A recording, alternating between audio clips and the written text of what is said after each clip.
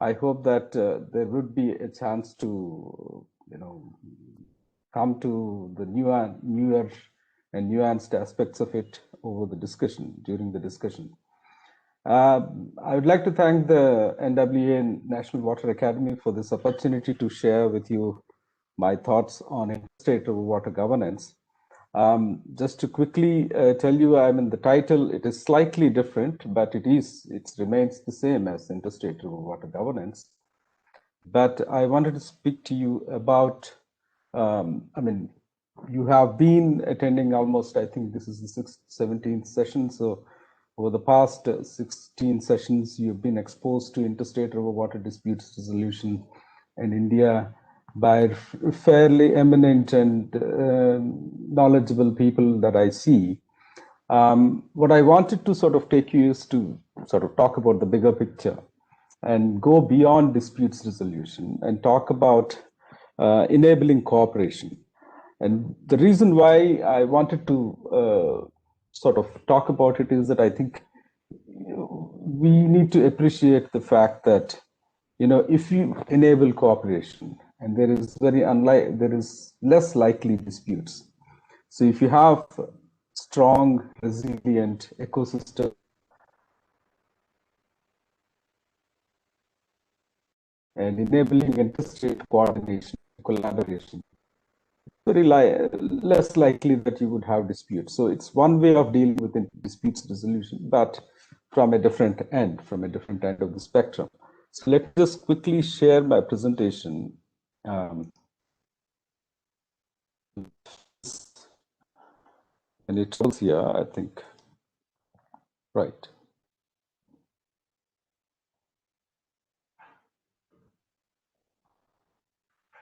So I can see on my screen that this is now, my presentation is on, and you would see the title of the presentation.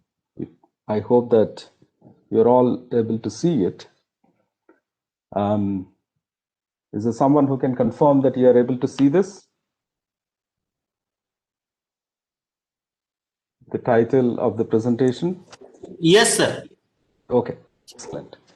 Right, so as I did say, I'm going to be talking about interstate water governance, but as we have been talking about this, but we want to talk about cooperation. So what are the kind of pathways for us to shift from conflict to cooperation? Pan Patel sir, could you please mute yourself? I think it is giving an echo. Okay, right. So I want you to sort of have a look at it. This is I'm sure you are familiar with this, water wars, and the wars of the future will be fought over water. Now, as you might all know, I think it is very often we look at interstate or transboundary river sharing water wars. And this somehow, this particular frame has become extremely popular since its first proposition in 1995 by Ismail Serazeldin. Nothing out of any rigorous scholarly examination of the data or empirical information, but primarily just an observation in an interview that he has given to the Newsweek. And then it has become extremely popular since then. And very often we look at any difference over water sharing between two territories, whether it is states or otherwise nation states. We often frame them as water wars, and there is likely to be a water war. I just want you to sort of hold that thought that this is what is the frame in which we keep looking at interstate water sharing and interstate water governance or transboundary water governance, and then come to the plan that I have for my presentation. I just wanted to sort of go through with that. First of all, let us examine this very framing of our transboundary water governance or interstate water governance. Are they ones that often give, they are the sources of conflict? Let us examine that very premise that we often have. And then quickly, little bit critically, drawing on fairly solid and robust research, rigorous research that is happening on transboundary water governance across the world.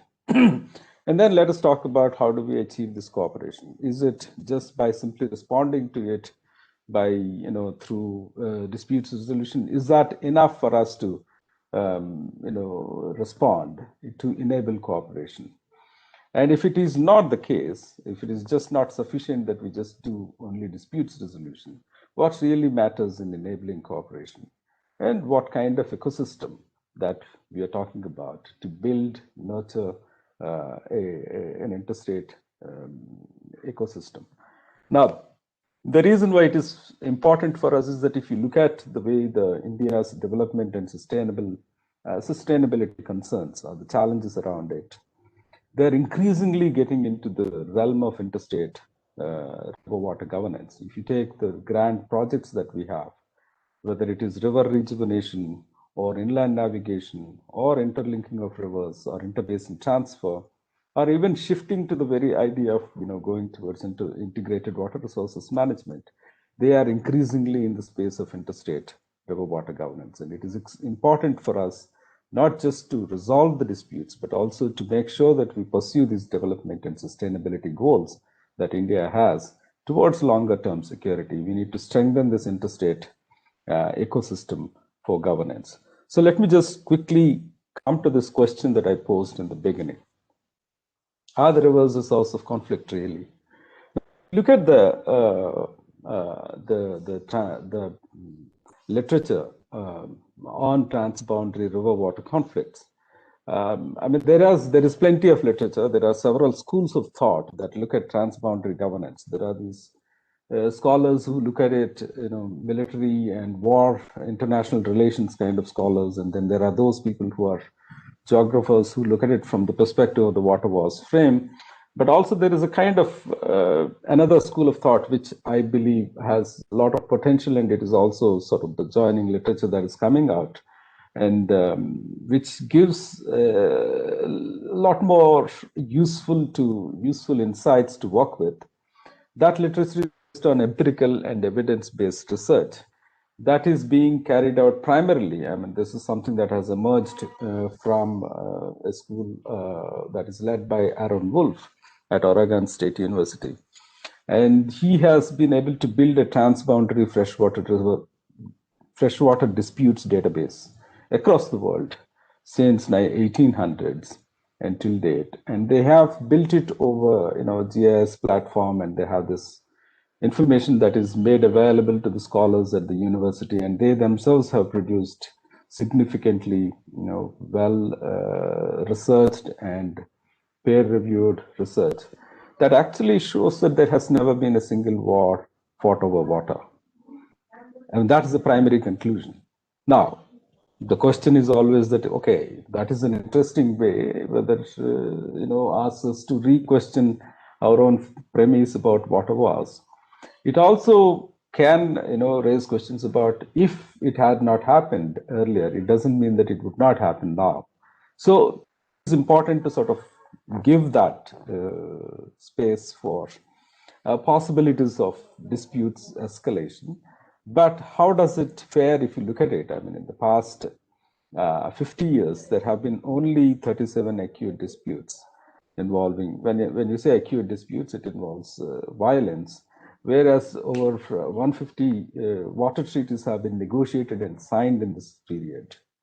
So if you look at it, I mean, out of those 37 acute disputes are also only over a certain area, particularly around Middle East.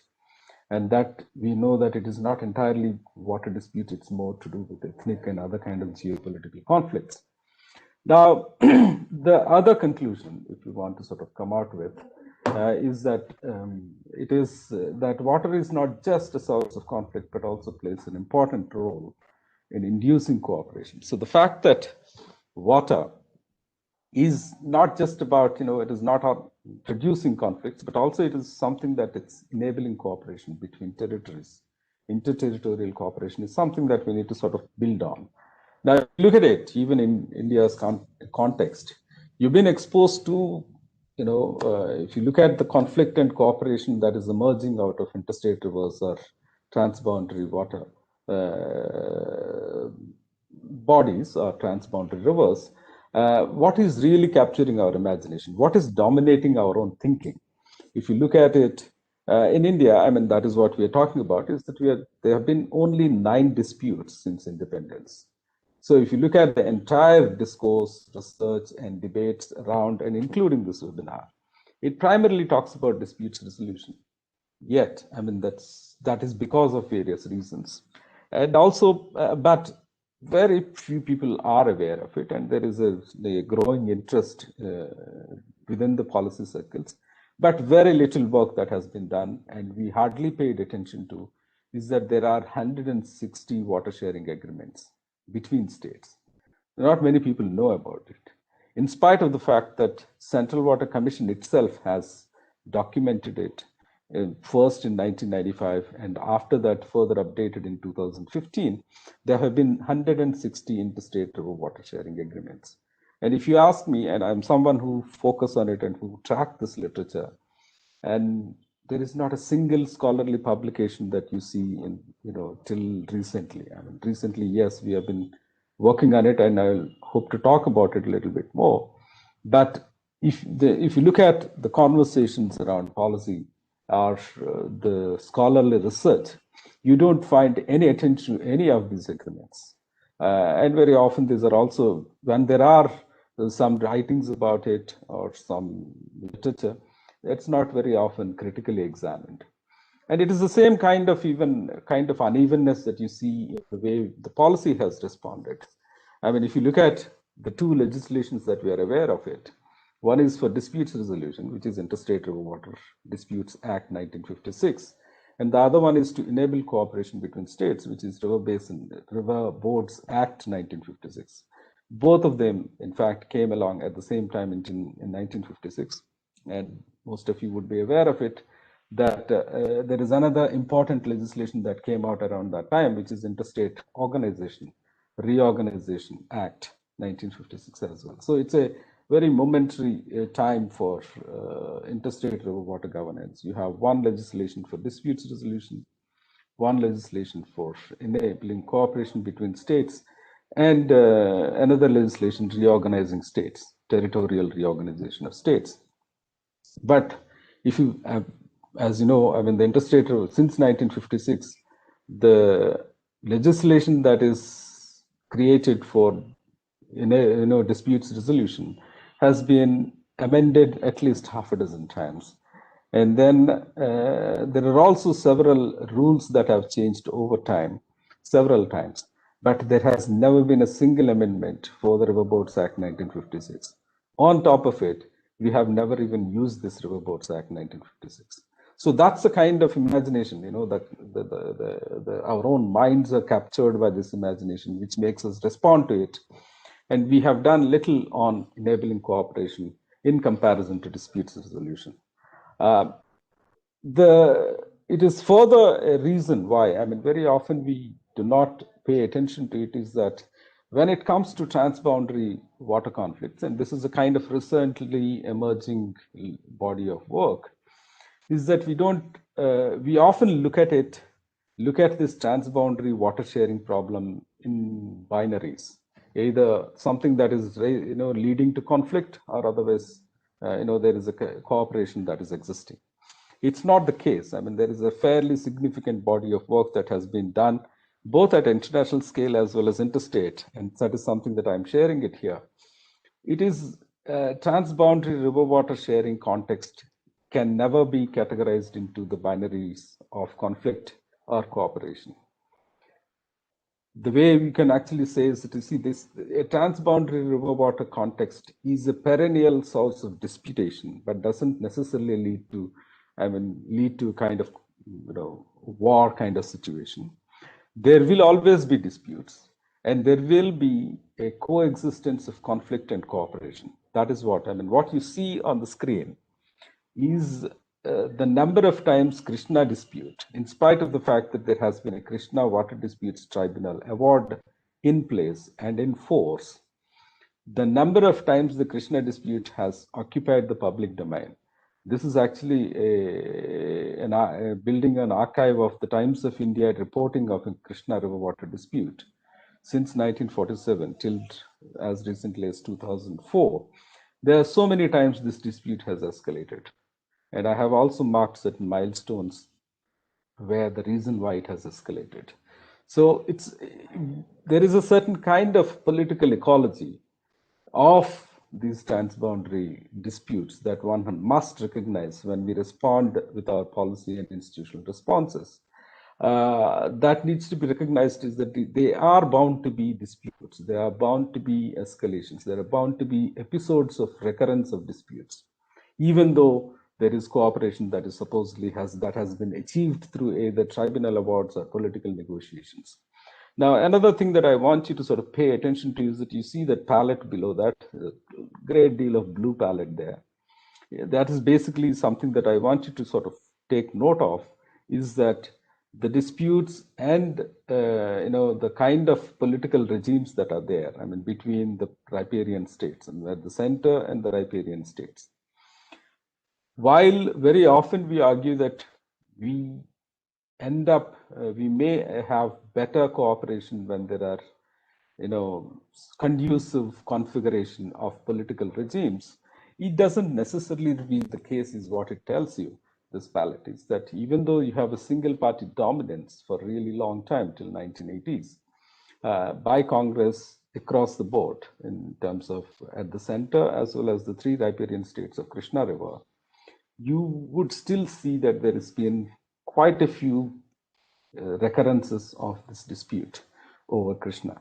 So that is the key part that I want you to take away, is that there is the political ecology of transboundary rivers in cooperation. So you would always have conflict and you would always have opportunities for cooperation. So the key part is to sort of learn from these experiences of recurrence of these disputes.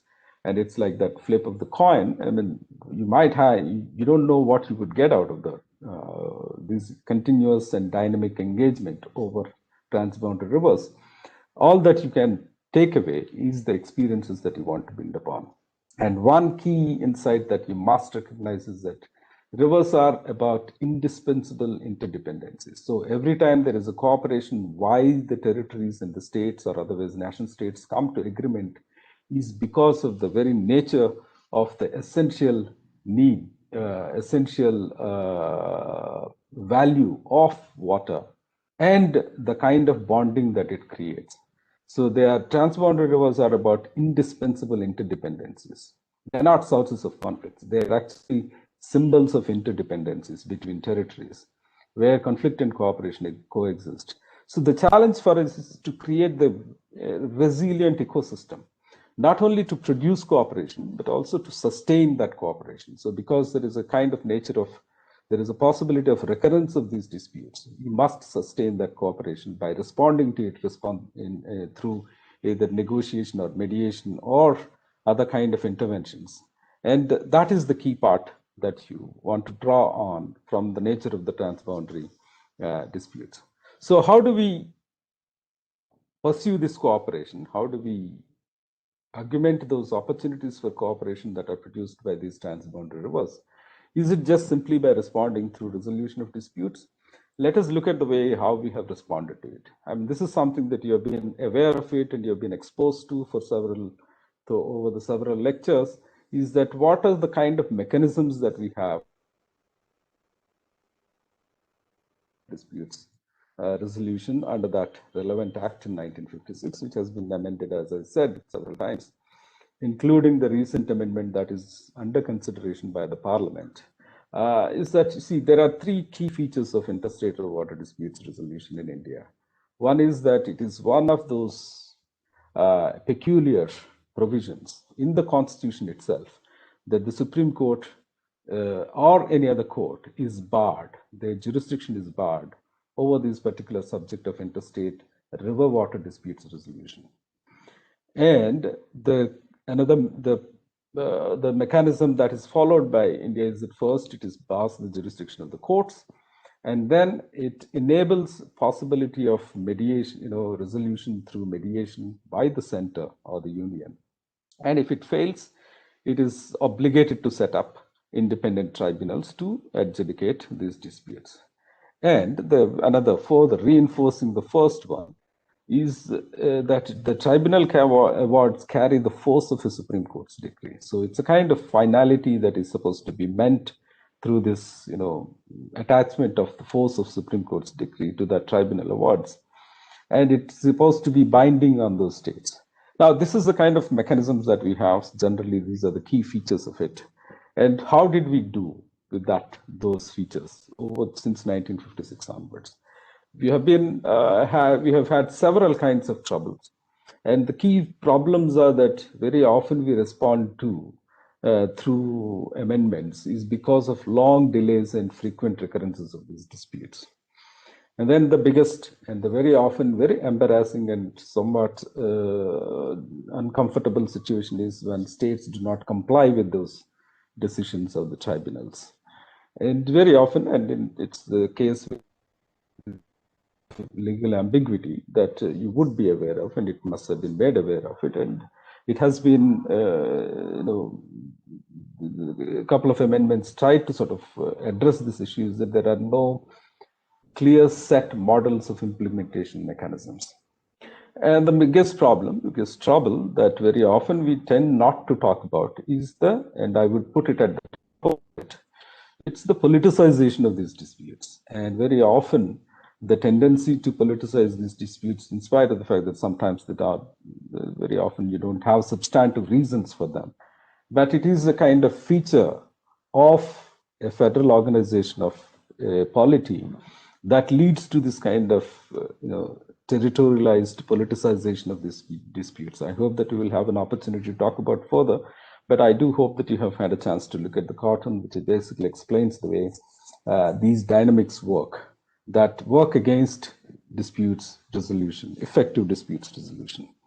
Now, we just quickly, and I have written about it several times, the 2019 amendment that is now under consideration of the Parliament.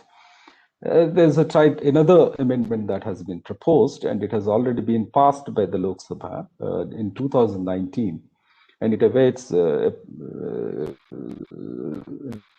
by the Rajya Sabha. What the kind of changes that it tries to bring in is that there is now going to be a permanent tribunal. It's not going to be independent tribunals. And I think there was discussions, previous lectures have dealt with it, but I'll just quickly talk about the key features about. And I did write about these, and you feel free to look at those pieces that I put it up, the screenshots there. So the changes are that there will be a permanent tribunal. So when there are recurrence of the same dispute, and you would have an avenue to sort of address these. An interesting proposal, and I think should be advanced and strengthened a lot more than what it is conceived at this moment, is a disputes resolution committee for a negotiated settlement before it is referred to adjudication by the tribunal. I think it is a very powerful and very important, very interesting out-of-the-box thinking that has happened in this particular amendment, is that this DRC part. I think I'm very optimistic about this, and I hope that in terms of the way we design the nuts and bolts of this disputes resolution committee, we do it without diluting it. And that is, I think, is a very important and probably the most important sort of change that is being brought up. And this is something that we are aware there will be a technical agency for data bank management, and then there is a selection committee for selection of tribunal judges. Now, the blind spot for this amendment, partly perhaps because this draft has been there I think in making for the past 3 or 4 years. Supreme Court actually has asserted that it does have jurisdiction over interstate water disputes, and I'm sure you're all aware of it, about Deepak Mishra-led bench judgment that led to Kaveri decision in 2018 in February. Perhaps for the first time that the Supreme Court has modified a tribunal's award So that would have a kind of, a risk of possibility of escalation and of litigation over these disputes, because Supreme Court now has set up a precedent saying that it does have jurisdiction, and then it can review a tribunal award, and that is the kind of meaning that we take it. So we need to sort of deal with this possible risk of the upcoming amendment. Now, having said that, coming back to this question of approaching disputes resolution through strengthening cooperation. So what does it really matters? What did it matter when it comes to cooperation? So again, going back to that literature that I talked about on transboundary international conflicts, freshwater disputes, the same literature has come out with these key elements that are very important for enabling cooperation or contributing cooperation, for the reason why you see a great deal of track record of international river water cooperation historically, is that one of the topmost features is institutions, the interstate institutions or transboundary institutions that sustain that cooperation, that agreement to cooperate between two territorial units. So it is the key and central feature, central element for enabling cooperation. The second feature is political relations, which is extremely important when it comes to when there are conducive and friendly political relations, which obviously depends on the kind of larger ecosystem, what that influences the kind of political relations between these territorial units. And this is another key element in enabling cooperation. The third one is the historical and geographic specificity. I mean, very often the kind of political discussions or political discourses or policy discussions do not give adequate attention to the very geographic, physical attributes of a particular, the way the river is positioned or the project is positioned or the way it is designed, that, that creates either opportunities or otherwise deters the possible cooperation between two territorial entities. So it is very important that we actually pay attention to historical and geographic specificity of that context of that river or river-based cooperation that we are trying to pursue. Now, if these are the three blocking blocks, I mean, when it comes to, I mean, this is something that you have learned from national bound conflicts. But when it comes to interstate river water disputes, I mean, it is a lot more different when it is compared to international conflicts. It is because international cooperation happens without, I mean, there is a global architecture that is not necessarily very strong or very defined or structured. The supranational architecture is different when it comes to different issues, and particularly the river cooperation is very weak in that sense because there is only UN Convention 1997 that guides this international river water cooperation. But when it comes to the interstate river water cooperation, it actually is driven and largely structured under a constitution, and constitutionally driven and constitutionally specified structures that enables this. So there is a bigger, there is a much more nuanced elements of this ecosystem that enables cooperation. So that starts from politics. It would include policies, politics, laws, institutions, and even practices, the way they are practiced. So let us look at these various elements, and that's what I tried to sort of put in is when it comes to an ecosystem for enabling cooperation, you need to look at these various elements of it, where the politics actually matter and they basically shape the way these various actors in the territorial units behave between each other as well as between union and the states. And then there are these policies that express an intent for cooperation or disputes resolution, as we have been doing. And then there are these laws which become the instruments for it, and the institutions which pursue these programs, politics, projects, plans, and practices. Let's look at each of them. And then our favorite, very often we tend to sort of, the moment we come to disputes resolution, interstate river water disputes resolution, we tend to become lawyers, So it tends to be very legalist. So as you know, the laws haven't done really well when it comes to enabling cooperation. So the River Boards Act 1956. In spite of the fact that we have more than 10 interstate river water coordination institutions, none of them are they forced from this Act 1956. So it has been just lying in disuse, and several committees, including the Sarkaria Center, states relations committees like Sarkaria and Punchis, and also the National Committee for Reviewing the Constitution and the Working of the Constitution has also, they have termed it as a dead letter, in spite of the fact that we haven't yet sort of addressed it or improved it, and for whatever reasons. And also, why is that there is a tendency to choose on other legislative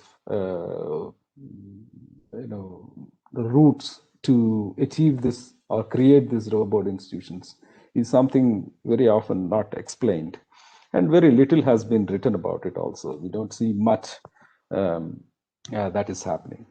And the biggest questions is that why do we, as I did say, why do we choose alternative channels to constitute these river boards?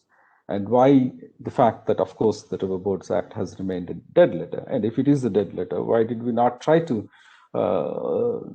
rebuild or rework another legislation? And when it comes to the proposed River Basin Management Bill 2019, which is which is expected to replace this, or at least supplement this River Boards Act, does it something that builds on the right experiences? So, mention is that we have had a compilation of 160 interstate river water agreements, and that has seemed to have been working for so long, and have these legislations or the kind of policy initiatives that we're taking up, are we building on this experience of these agreements? I mean, unfortunately, besides very knowledgeable people who have been practitioners in this space, very few people, or there's very little understanding, analysis, or synthesis of this agreements making is there in the public domain for people to learn about it and see if there are some ways of building on it. There is absolutely no analysis of this track record of cooperation. And that is something that as such is trying to work with, in fact, in collaboration with Central Water Commission.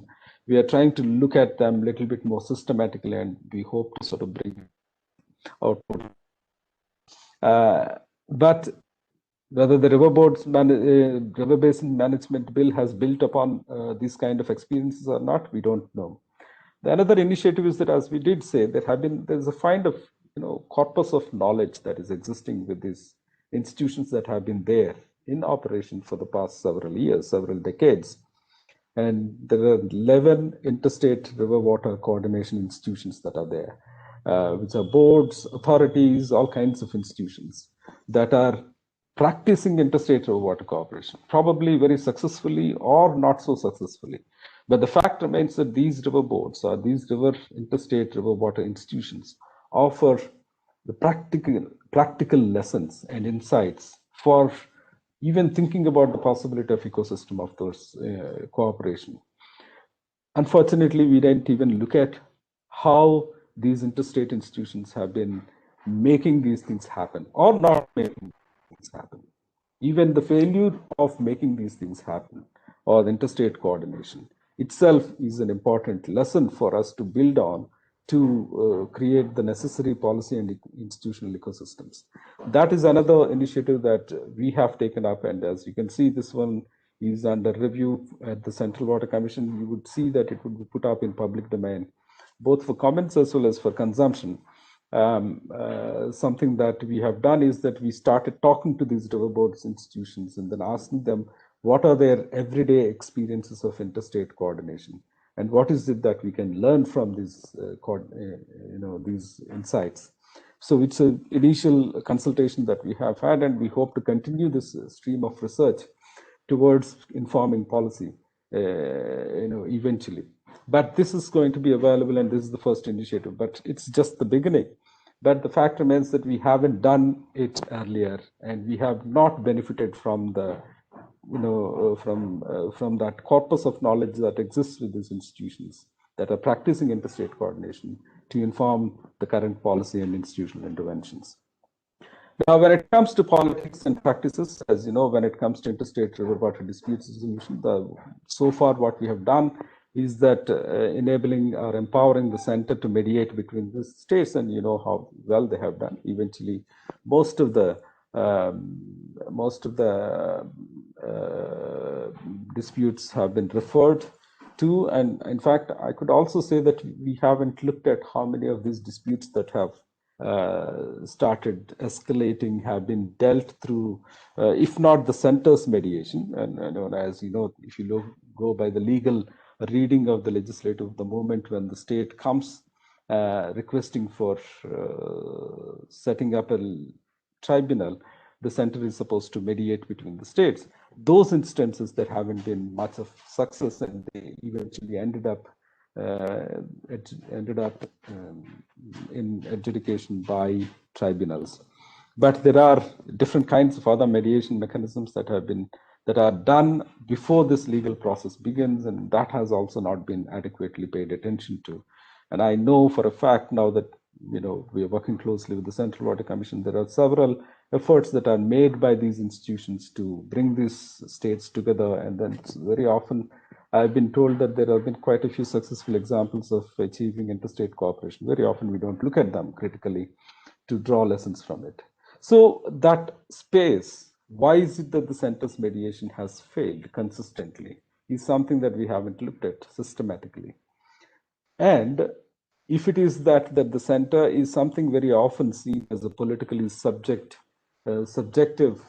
actor, then we might need a kind of more neutral and more credible institutional space for this kind of deliberation that should happen, or mediation or negotiation between the states. Have we done any thinking about creating those kind of credible and more resilient, more effective spaces for this mediation? I think this particular that we are doing, that we are pursuing with the Disputes Resolution Committee would actually address that, absence of, that credibility, absence of that credible and effective institutional space for deliberation between states. Now, I think we need to accept the fact that yes, now the way the Indian state and the Indian federal relations or the center-state relations have changed drastically since independence. And the states are a lot more assertive now, a lot more autonomous in their pursuit of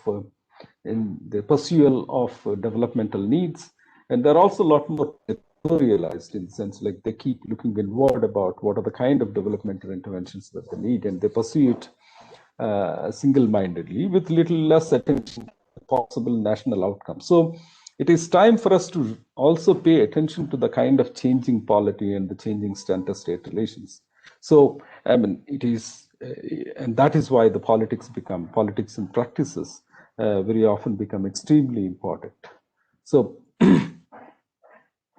if you look at that particular deliberative space, in fact, while there is a proposal to set up disputes resolution committee kind of institutions, but there is, already existing constitutionally empowered space for that kind of interstate deliberation, cooperation, and collaboration.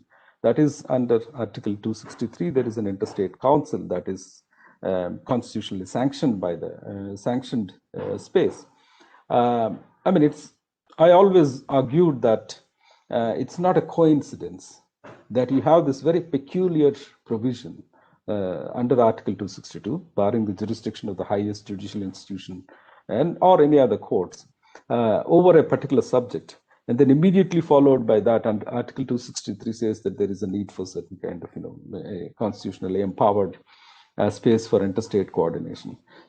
So there's no empirical evidence for it. In fact, I'll try to look at the Constituent Assembly, but I have looked at Constituent Assembly debates, and they don't make reference to it when they formulated Article 263, not specific reference to river water disputes. But I think there is a very, given the fact that Constituent Assembly is actually quite, let me put it that way, opaque when they formulated the Article 262. I think there is a reason why they felt the need for Article 263, which is about a very strong, robust, deliberative space for an interstate council, where states could coordinate with among themselves as well as with the union. Now, it's not that the reason why I space as a very important space for interstate water disputes resolution, or generally federal water governance, is because it's not just India's experience that this kind of need is felt for resolving these differences between states.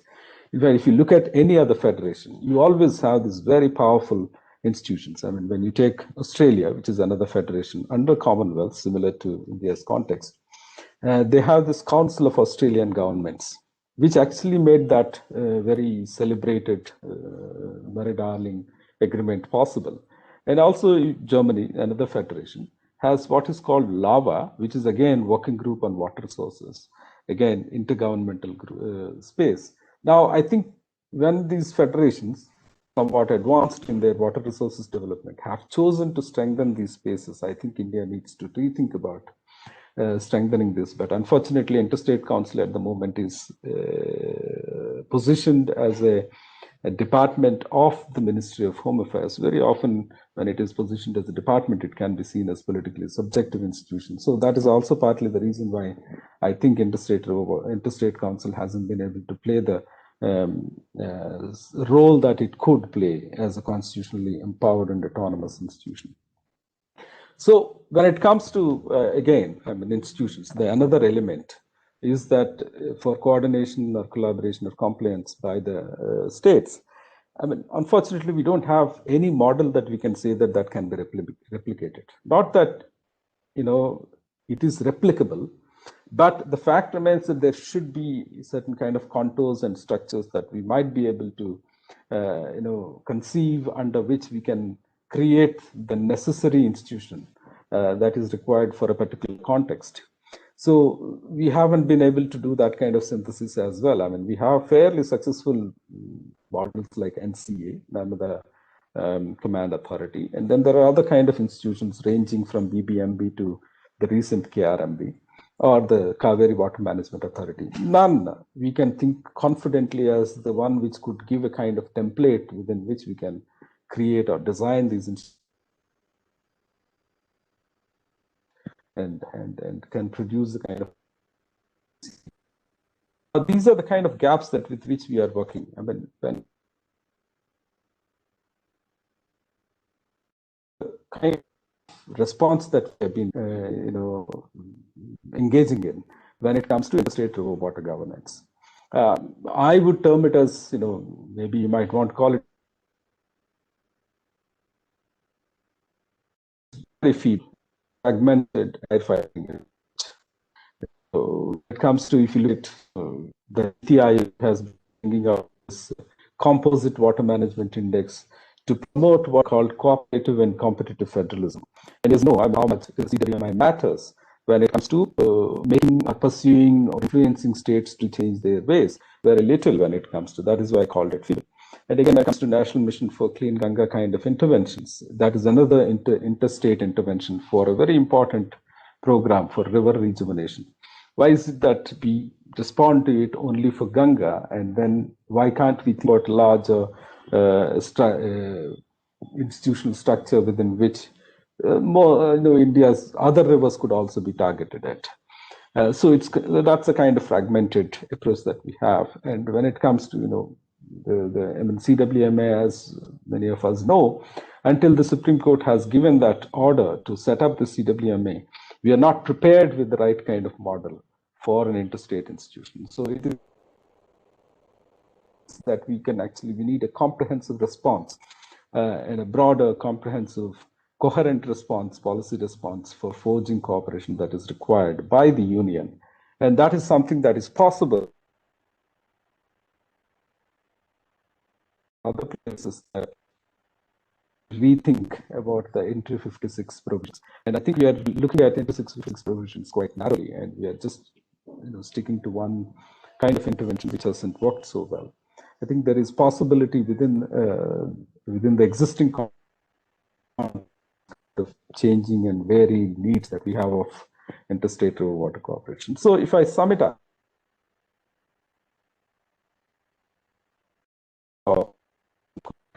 is that, as I've been arguing through the presentation, is that we do need to, in terms of thinking, a shift in terms of not just responding as a contingency or exigency measure in creating those structures for disputes resolution, but we should also focus about longer term, more systematic and incremental responses to enable cooperation. So the shift is necessary from in the policy thinking itself, not just for dispute resolution, but also to forge cooperation. Now, again, and another, which is something that I have repeated consistently through the lecture, is that laws are just only one part of response that we are supposed to bring in. Laws, it's often tend to be dominated by this legalist discourse about legal interpretations of various provisions, but they are only part of the larger ecosystem that needs to be created. And it needs to be sort of thought through in the larger federal governance framework that to make these laws also very effective.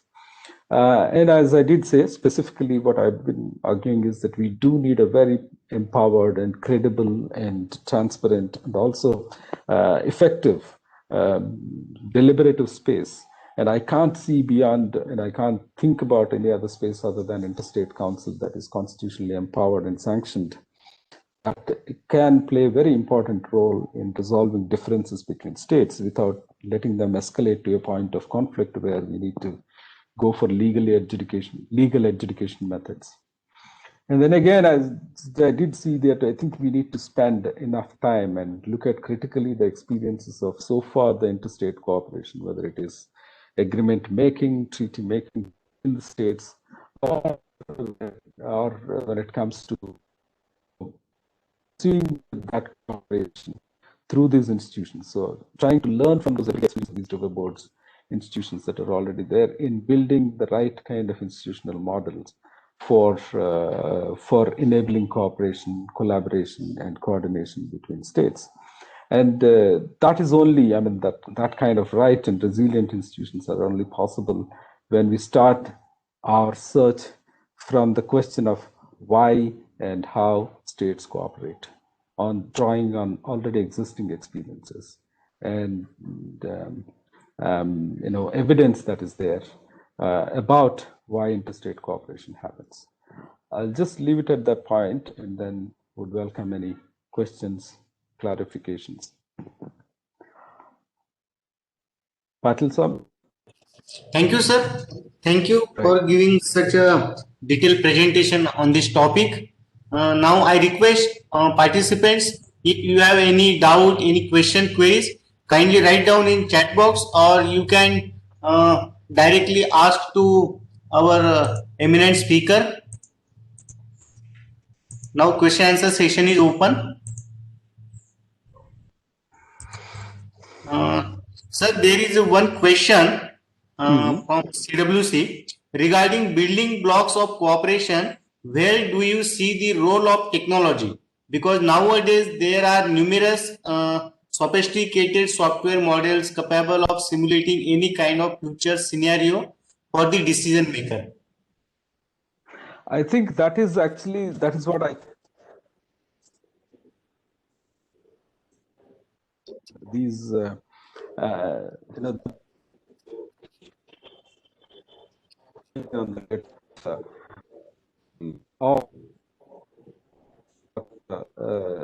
conflict resolution or otherwise cooperation, enabling cooperation. Miss out is the technology component, and that technology component is one which is which has been sort of put under the larger rubric of historical and physical context. So I think technological intervention is a factor that has been adequately paid attention to, and something that we would like to look at. In fact, I think when it comes to interstate river water governance, we haven't even scratched the right surface. In that sense, like our chances of making state cooperation, we haven't looked at them critically, and you will come out, I'm sure. And we will be learning that the technology has made a difference either in escalating disputes or enabling cooperation. So technology is an extremely important element that I would say.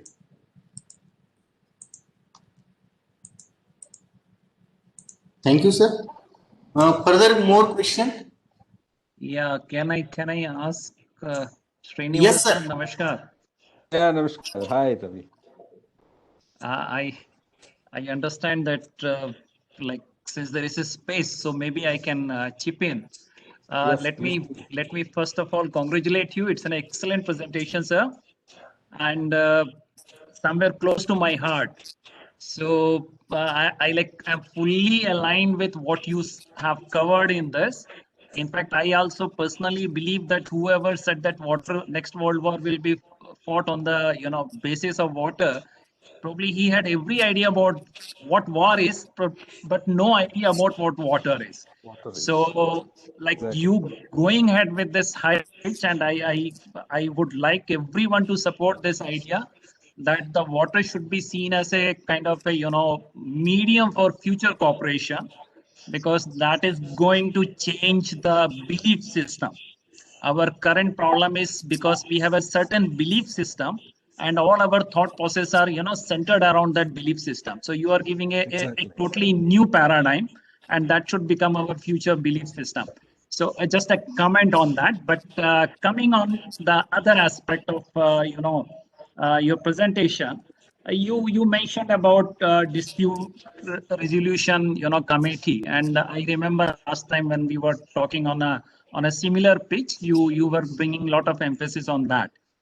I mean, I would like to get a kind of a thought from you on what I'm going to say right now. I agree with you that there has to be a dispute resolution committee, but the moment it is part of the Interstate Water Dispute Tribunal Act, it becomes only a mechanism which is again part of a dispute resolution process. That's a situation where you have abandoned the hope of win-win situation. You have moved on to a realm where it is a win-lose paradigm, and as part of that you say that you bring the dispute resolution committee, and wherever the dispute resolution committee is going to sit, the answer will be again like either it will let the dispute go to the tribunal, or it will resolve, and it will be an on and off switch. There is no bypass to that. Okay, since the people who are going to come to this mechanism are already very clear that they don't have any option, and then they are ready to go to the tribunal, will make the dispute resolution committee a kind of a futile exercise. I want to know from you, like you did mention in your coverage, that there is a lot of possibility under entry 56. I just want to ask you that how will you align to this thought that let the dispute resolution committee have one more option to resolve, that is one option. Not being able to resolve, that is the second option. But a third option which says that let this become a recommendation for bringing in public interest clause under 56, that it is in the public interest that the parliament has to legislate. Why can't that DRC be given an option to recommend for exercising entry 56 by the parliament? Your comments, sir? Thank you, Ravi. I mean, again, you've nailed it. I think it is most important element of it, and thank you for your support as well for some of the arguments that I've made here. I think this is something. Thank you for asking this question, because I'm now I can say those things that I have skipped while talking in the presentation. I think while emphasizing and while expressing my deep optimism towards disputes resolution committee, I have also strongly argued for empowering interstate council. So if the DRC is the kind of solution that I'm looking at it, I wouldn't be talking about interstate council. So you would see that why I'm looking at it differently, because I see that interstate council is the kind of space that is not necessarily ultimate, but eventually would be working towards that. And policy making is always an incremental process. It is never like, I mean, very often, rarely we leapfrog. to radical solutions. But I think disputes resolution would hopefully, I hope that it would eventually probably would be detached from the disputes resolution process under the Interstate River Water Disputes Act 1956 through the lessons that we would learn in practicing it. And by basically learning it that it is not necessarily very effective when it is actually put it under this, under that framework of Interstate River Water Dispute Act, and would be looking for more credible space than that. I hope that we would eventually agree on interstate council. The reason, and that is where it is very important. I think when there is a great deal of scope for entry 56 to creatively, and innovatively used for coordination challenges. For example, the DRC itself disputes mechanism, which is where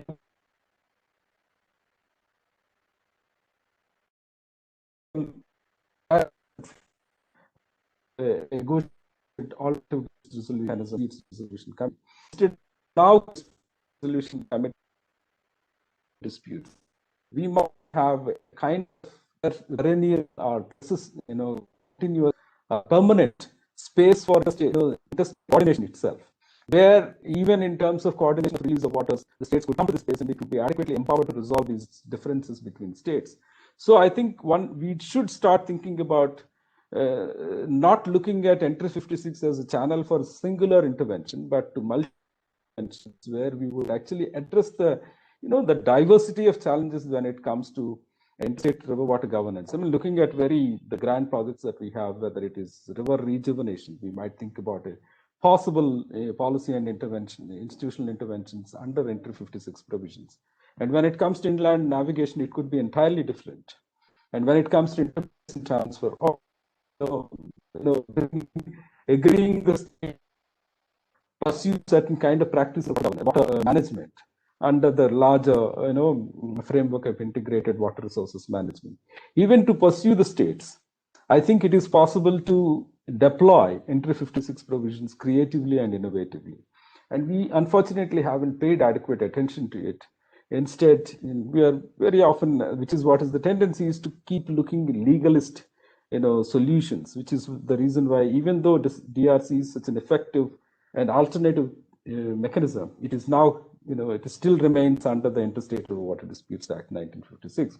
I think that is where I would differ. I beg to differ, and then would look for innovative experiments. But I think at the same time, simultaneously, I would look at Interstate Council playing a much bigger role. For example, the kind of situation that we have. Hello, I think we are just lost for a moment. But for example, when it comes to solutions like the migrant crisis under the pandemic, these are the bigger mandate that Interstate Council could have in interstate coordination. I think there is that space still remains, and that needs to be empowered and strengthened, is what I think. I hope it responds to this. Yeah, thank you, Srinivas. It's amply clear.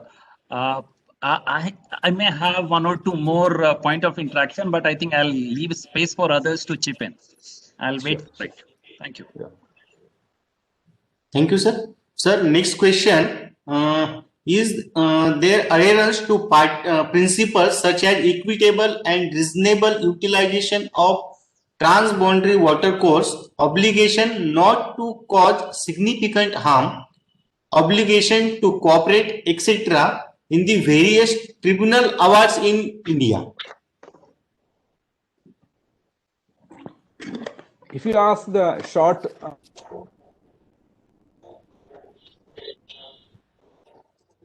to that, let me also share a little longer response to it, and some of you who have been exposed to these earlier would like you to think a little bit critical along these lines. You see, equitable apportionment, or no significant harm kind of, it's a very, very highly codified principle. And Pan Patel sir, maybe you would like to mute it. I think it is giving an echo after. So it's a mute your voice, not the video. Uh, so when it comes to, you see, this is another process we haven't done, and many of you are aware of it, that the principle of the drafts that are produced sometime around 2010 about interstate water sharing, they pretty much sort of follow similar principles. But I would have liked those principles to have been produced on the basis of a review of how the tribunals have applied those principles in Indian context. We haven't done the critical reading of that to come out with the possible principles that might be different for India and for federal context. I mean, very often we keep referring to these very simple and very, I mean, of course, they are bound to sound very enticing.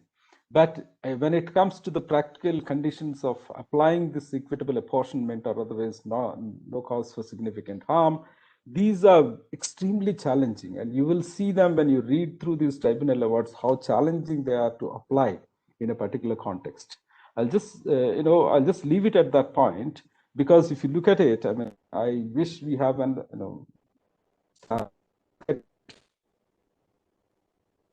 and I would like you, I think there is a last slide that I perhaps did not put it up. I'll put it up if there is an opportunity. There is a monograph that is available, I mean, that you can freely download from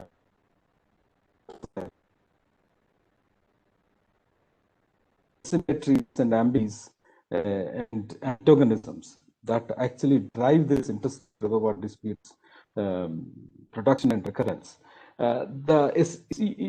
India has a fairly asymmetrical, particularly India, given the past that we have had, even in the absence of colonial, they are bound to have these geographical asymmetries.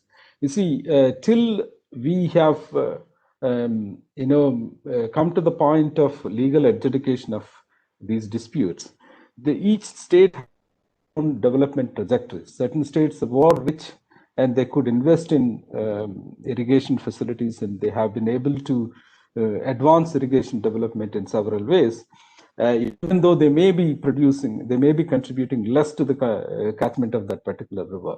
So when they have an advanced irrigation development compared to another state which does not have advanced irrigation development, there is an asymmetry that needs to be dealt with. And that asymmetry can't be dealt with using these principles like equitable apportionment. I mean, you need to creatively respond to that.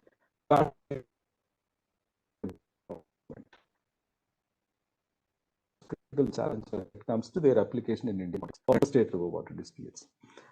Perhaps not as clear as I want it to be, but I think I'll be happy to respond to this question individually. But I think we need to keep it in mind that there are certain historically produced asymmetries that makes it very challenging for us to apply these rules. And we still haven't come to that significant harm kind of thing when it comes to particularly more dominantly more likely case that it would happen when it comes to water quality issues. But hope that we will have it at a later point of time. I would just leave it at that point. And perhaps other questions.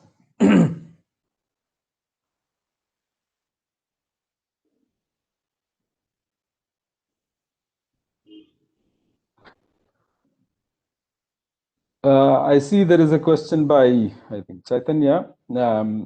Yes, that's what I was trying to say, is that you see, there are several processes that have been effective, or again, not effective, not so successful, at the same time successful. That led to, differences through mediation by institutions of different kind of, and CWC has been able to talk about some of those instances like Son River, where that kind of mediation has produced successful outcome of resolution. Now, very often, I mean, this is as a process of mediation that these institutions do it, but they don't often document it for the larger consumption, so that there could be multiple perspectives of using those experiences to informing policy and institutional rethinking. I mean, that is where I think we would like to work. I mean, we are in the process of working with CWC in looking at these experiences of successful, not so successful, very often not subjected to critical examination, to draw lessons for policy and institutional interventions. I think we are in the process of it, but the point is that we haven't done it so far. That is something that, I mean, in general, I think critical research of experiences in interstate river water coordination is pretty much negligible at the moment. And by bringing in this policy and institutional responses without doing the necessary homework is unlikely to produce the kind of desired outcome. So I think we need to also strengthen that research component when it comes to policy thinking. It's what I would say here. Any additional questions, or otherwise should we probably get Dr. Ravi Pillai to ask those questions that he couldn't ask? Excuse me, sir. I'm Dr. Vijay Kumar from National Institute of Hydrology, Kakinada. It is an excellent lecture, penultimate lecture, as we are coming to wind up this series of talks. Thank you, sir. And it has given from another angle as a policy aspect and other things. I have a feeling that if we force something from top down, there will be resistance and people have doubts. Why can't we have it from bottom to top approach? Because India has irrigation systems, a very old system, even before CWC. And there are so many systems like in Pennar Delta system and all.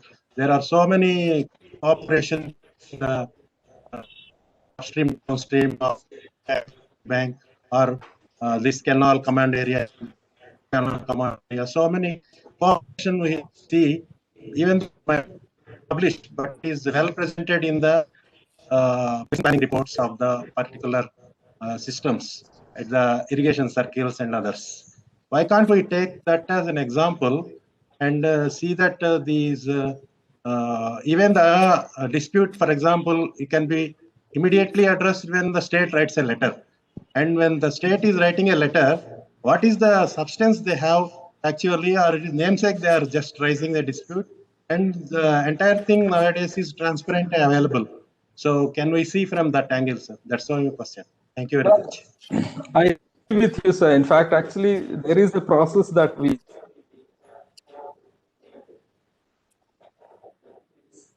from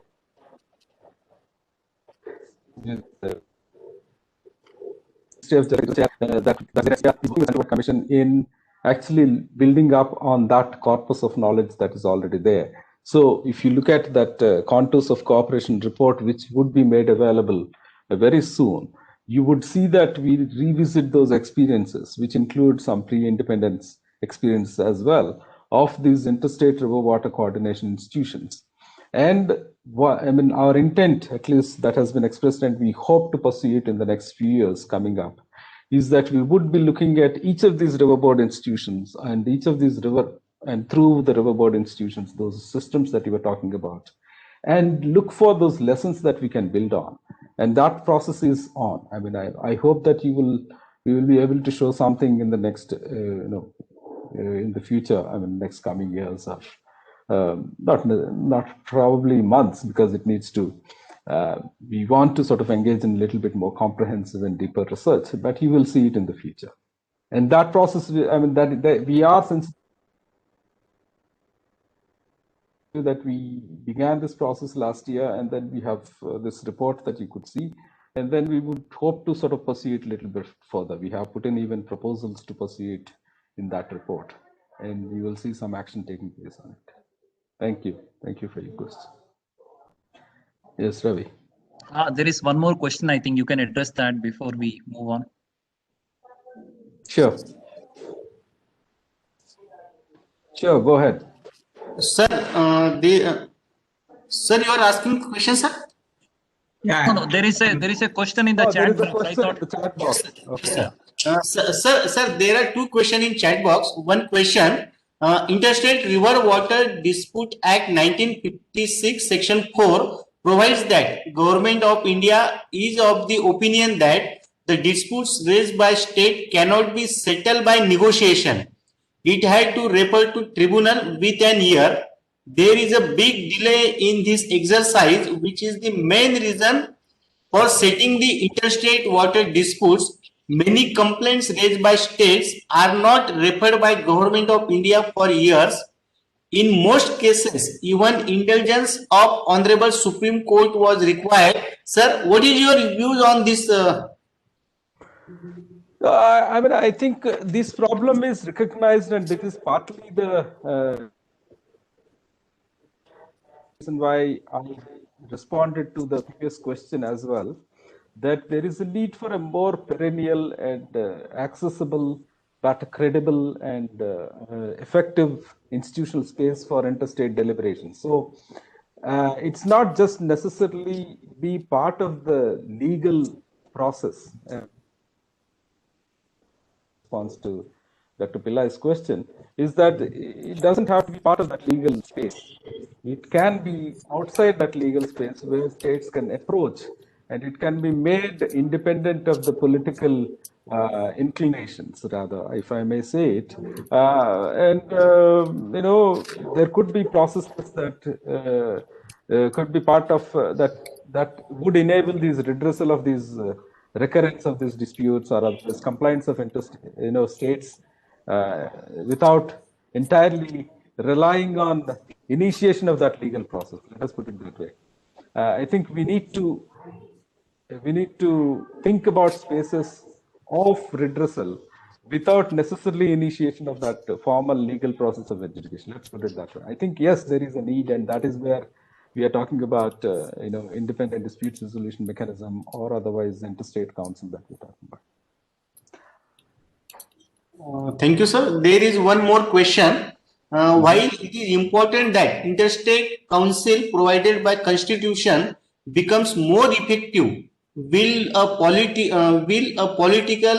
politically heavy body of able to take up water dispute resolution without having some other effective mechanism to sort out the issues beforehand, because majority of those 150 or so interstate agreement at highest political level came after a lot of deliberation at other levels. Yes, in fact, that is where I think interstate council is just a space that is constitutionally sanctioned and empowered under Article 263. The nuts and bolts are very important. The way we conceive interstate council, design their procedures and protocols and their representative mechanisms, these are extremely important. And these could be guided by those deliberations that happened in enabling those cooperation mechanisms, cooperation agreements. That is one way. But I'm sure there are templates of intergovernmental agencies that will enable these kind of processes, and we can build on that. I mean, that is, I don't see that. But the critical point is empowering it as part of the larger federal ecosystem, as an autonomous space for states and center to come and work on interstate river water governance challenges. I think that is the critical part. I think we can think about the kind of mechanisms and the nuts and bolts, drawing on other experiences of intergovernmental bodies like interstate council. Experiences in Australia and Germany, where they have been very effective, Council of Australian Agreements or otherwise LAVA, which enabled that kind of interstate coordination as well as federal governance responses. I think it is possible. There are enough examples. Thank you, sir. Dr. Pillai, sir, now you ask your question. Yeah. Quickly. Thank you, William. Thank you. Before there is a question about Telugu Ganga here. Please go ahead. Just quickly, this one. Yeah. See, Telugu Ganga is, this is what I would call is reflective of very casual approach of the scholars, primarily people like us, who took things at their face value. Very often, Telugu Ganga is celebrated as the finest interstate cooperation example. Unfortunately, it is not the case, and very often we don't examine critically these instances. And that kind of scholarship is missing, is what I have always said. Let me just give you just one information. You see, Telugu Ganga agreement was signed under the emergency conditions. That itself is sufficient for us to, for you to assess how, celebrated that agreement should be.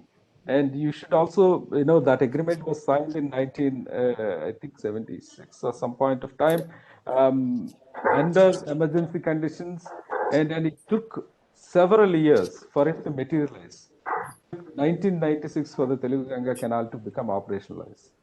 So it is not necessarily the ideal condition, but it is the later process of making it operationalized and materialized is the most important part, which is reflective of the kind of political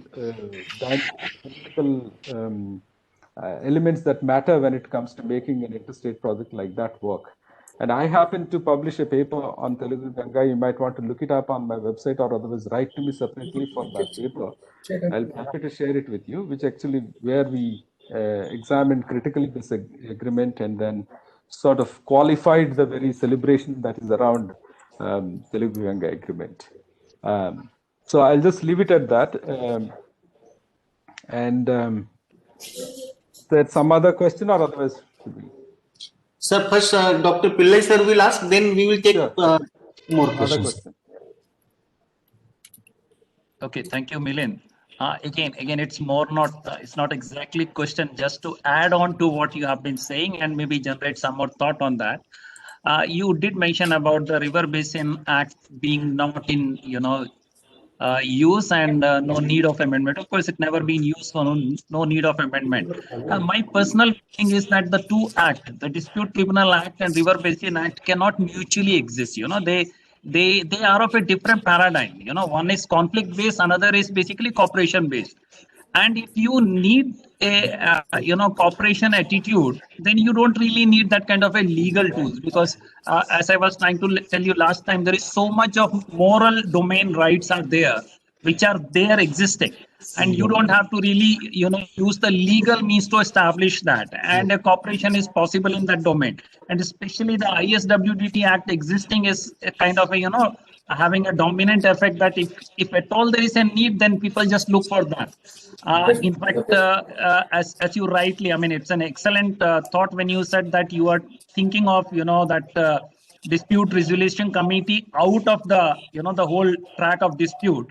I fully endorse that thought. It should actually happen, mainly because I believe that like last time also I mentioned that there are two different levels. One is the level in which the conflict is happening, and the legal mechanism is limited to that level only. In fact, they are interpreting all the international law to interpret legality between the state. That means they are coming down to that level of conflict. And even at that level, I believe that even the center is also looking like as though it's only party to a conflict. Exactly. We have to shift this to a higher level. And that's where when I said entry 56, in fact, I'll be very happy that sometime in future, this ISWDT Act becomes a dead letter, as you mentioned. I mean, that's where we should move to. And you rightly said entry 56 has got a lot of possibilities. In fact, when we talk of the dam safety bill, in one of the possibility only, we are using entry 56 to support that. And of course, everyone, Lok Sabha has already cleared it. And by and large, all the parties are aligned with that. So your approach to the whole process is excellent, and I definitely aligned with that. Now coming to some other issues which you did mention, one was on the institutional models, and you did mention some of the existing institutional mechanism, and with a question mark. Of course, there was time constraint. I can understand, but just my perception of these institutional mechanism. See, different institutions has come out of different thought processes. For example, yes. When we talk about BBMB, I mean, it came out of cooperation. A lot of corporations were there, and it was built upon that. So a good understanding that is to be implemented. That's where the structural mechanism, the whole vehicle was the BBMB. And I will say you can compare, if at all, maybe Damodar Valley Corporation, maybe Tungabhadra Board, you can fit them somewhere aligning with that. At the same time, we have Upper River Board, which has not come up to that because that collaboration was not there. Rather, the whole idea was that the Upper Yamuna River Board will provide a platform for the collaboration. So it's not like it was like a half cooked vehicle. It has not really, come to the level where this board should have happened. So it was a somewhere premature, and that is why it has practically not much capacity to handle it. Now compare this with something like NCA, which came out of a tribunal. I mean, it's constituted by a tribunal, and in fact the tribunal, the whole Narmada Water Tribunal dispute, actually believed that they have resolved every issue. So the mandate which is given to NCA was basically to implement the award. I mean, just implement the award. And if tribunal would have had foresight to foresee other issues, they would have built everything in the tribunal. They were not able to foresee other issues, and they practically could not give the mandate to NCA to do the troubleshooting for such issues. Okay, so that is where it went slightly off the track. Otherwise, NCA could have been a very good organization. It could have been replicated as a good river basin, organization or a authority. That should have happened. But since the tribunal only gave them a restricted mandate to implement the award, thinking that the award in itself is a all encompassing, and that's where the mistake happened. Now come to KRMB, GRMB, Kaveri, etc. I personally believe that there the psyche of the tribunal is slightly gone astray, and they believe that these solutions will never be found. It will be like a perpetual conflict, and they try to give a role to KRMB, GRMB, etc. that you are a kind of a future dispute resolution kind of a mechanism. So again, its basis is again conflict. There is nothing which can be compared with BBMB, etc., because the basis remains that the conflicts are in perpetuity. So that is in the psychic of this organization. And I personally believe that we need to come out of this organization, go back onto that, the emphasis which you gave on the institutional mechanism. You showed that kind of a chart where institution and then laws, then policies and politics likewise. But the building block is institution. And I personally endorse this view that that's where we will have to work. If institution mechanisms, say, between the states are good, then the NCA will start performing better. KRMB, GRMB will start performing better because they will change their psyche. So that's comment, and I would be happy if you can enlighten us further on that. Well, sure. I think you are just literally echoing my own views. In fact, thank you for that. That is, I'm surprised that I haven't shared that Contours of Cooperation report, which is actually through consultation of all the river institutions that you talked about. And it does recognize various, points that you make about the genesis of these institutions and the context of these institutions and the purpose of these institutions and the kind of future use that is conceived by this, the conception of these institutions themselves.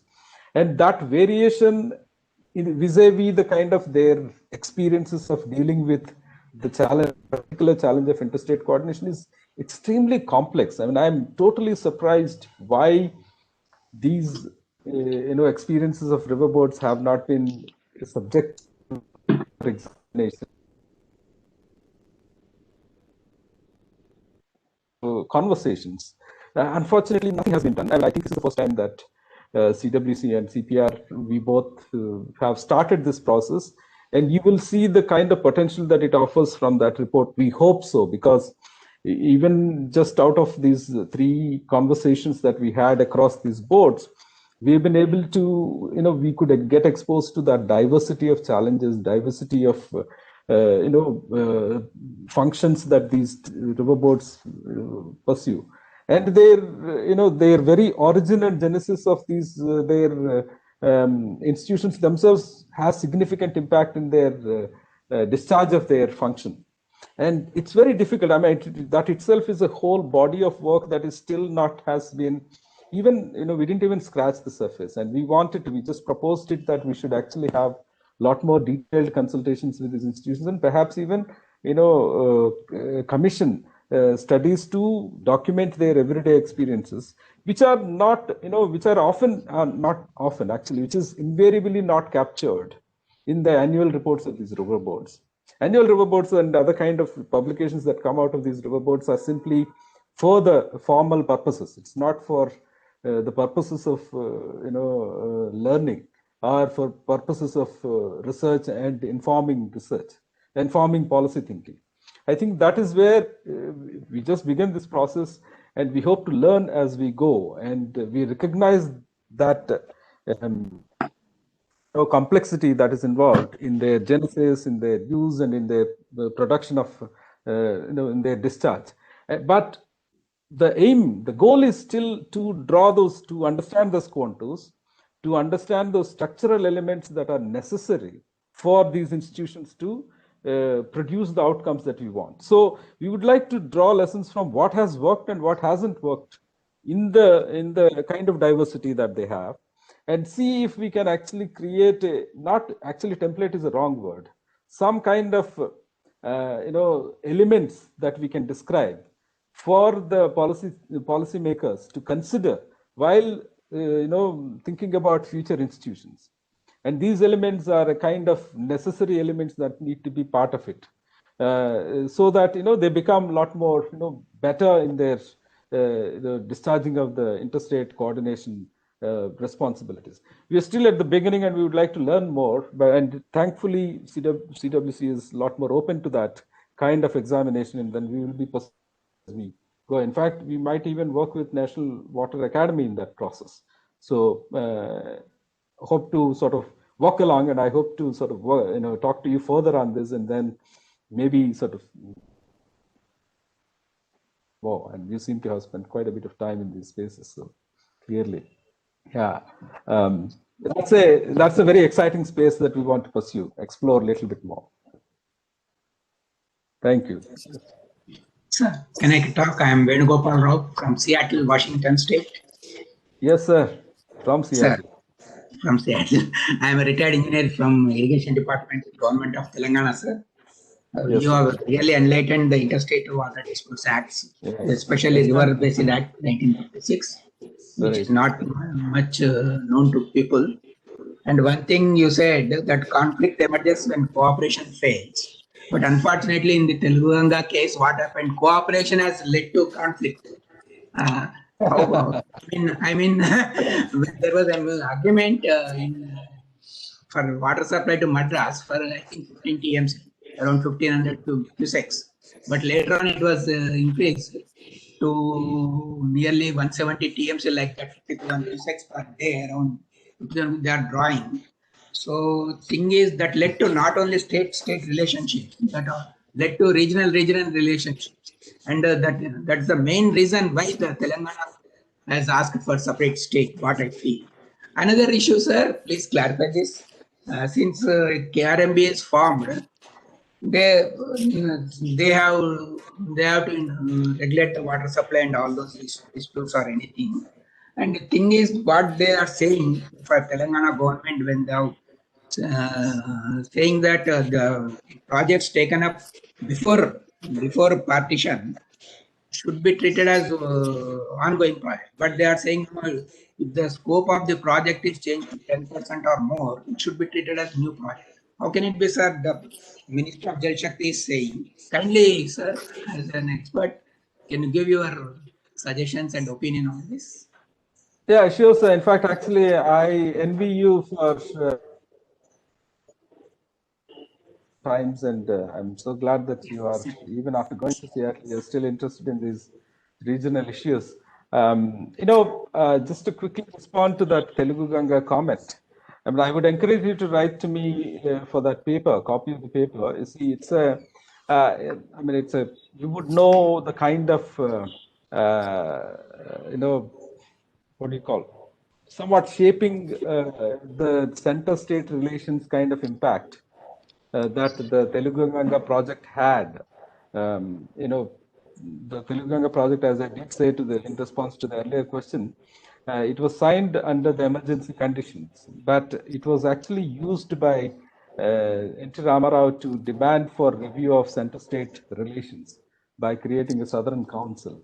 And that led to actually setting up a Sakarya Commission. eventually, and then it actually made quite a significant change in the way center has worked with states. Now, so it's very important case, Telugu Ganga, and one needs to get a critical view of that Telugu Ganga project agreement. Now, coming to this question, I don't actually know precisely what the Ministry of Jal Shakti minister has said, and I can't relate to it unless I see the specific text of it or otherwise the incident. I mean, I haven't tracked it, to be honest. So I encourage you to write to me separately, and then we can respond to that. But, you know, as I did mention, I think India has a very complex history when it comes to irrigation development, particularly because of the kind of colonial rule that we have had, you know, between presidencies and princely states. And if you look at any state in India, including Andhra Pradesh and Telangana, which is actually, you would see parts of it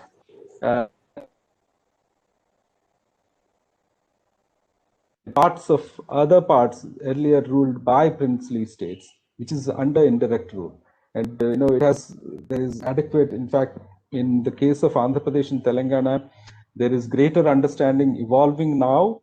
But when it comes to similar kind of situation in Kaveri Basin, between Tamil Nadu and Karnataka, there is a much better understanding about how the colonial rule has led to inequities between these territorial entities. Like, you know, the princely state, which was Mysore at that time, under indirect rule of the British, has led to, you know, has produced the inequities that are difficult to reconcile in post-independence conditions.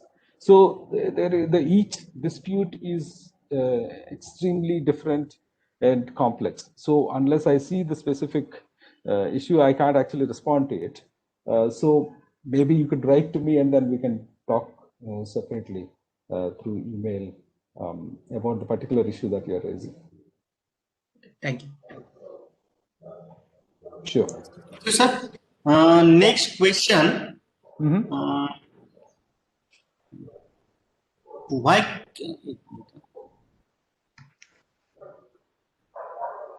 union government initiation may be missing in many cases?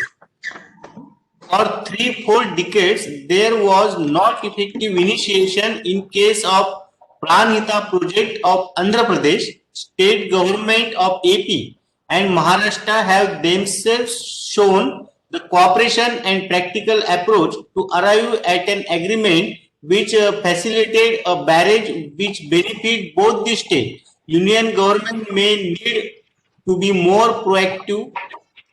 What are your views, sir, on this point? I totally agree that Indian government has to be more proactive when it comes to water issues. Very often, because of the kind of peculiar provisions that are there in place, you know, the Supreme Court's jurisdictional bar, and also the political. Patel Sahab, I think your microphone, if you could mute yourself, there's quite a bit of, yeah. So, you know, it is very often because of the nature of the legalist nature of, you know, thinking about interstate water issues, and also the political sensitivities involved in it. I think Minister of Jal Shakti may have been less proactive, but I think in the recent times, you could see that at least in the spaces, I see them quite proactive. But then my way of looking at it is that they don't have enough provisions to work with. And that is the reason why I'm arguing widening the scope of Entry 56 for these agencies like Ministry of Jal Shakti to play a much more proactive role. I mean, at this moment, it is entirely subjective to their political alignments. For example, you know, if you look at it, you would see more positive responses when the political parties align in their you know, approach or thinking. But when it is not aligned as much as, you know, then you would see that it is very difficult for the union ministry to play an important role. But as I did say, my view is that there hasn't been adequate creation of spaces for the union to play a role in doing more proactive engagement with the states on river water issues, and that is why I creatively interpreting this entry 56 provisions to create a role for the union to play a more productive and positive engagement. So I think we haven't done enough to create that space. Let me put it that way.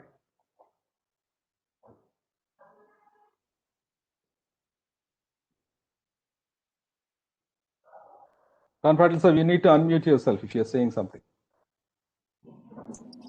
So there is one question: why cannot this avoidable delay can be avoided, which is certainly avoidable by initiating negotiations or referring to tribunal?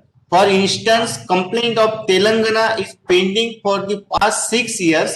Now government of India is stating that due to the WP filed by Telangana, it cannot act. In fact, the WP is filed on inaction of government of India as per act. No, I know. I'm sorry, but I cannot speak to specific instances. Okay, and but let me just say, General. could you please mute yourself again? Sorry. The unavoidable delays. You see, the delays can be avoided. I think that is when, at least my favorite, at least my interest. Let me share it with you. Is that very often delays are attributed to the tribunal's functioning. And there are these politics that keep happening. We can't really speak to the specific context or project, why such delays happen, because I'm unaware of those and I'm not privy to those reasons. But when it comes to legal process, and again, as I did say, I think the previous conversations space for a perennial space for resolving interstate differences is probably the answer for some of the problems that you're raising.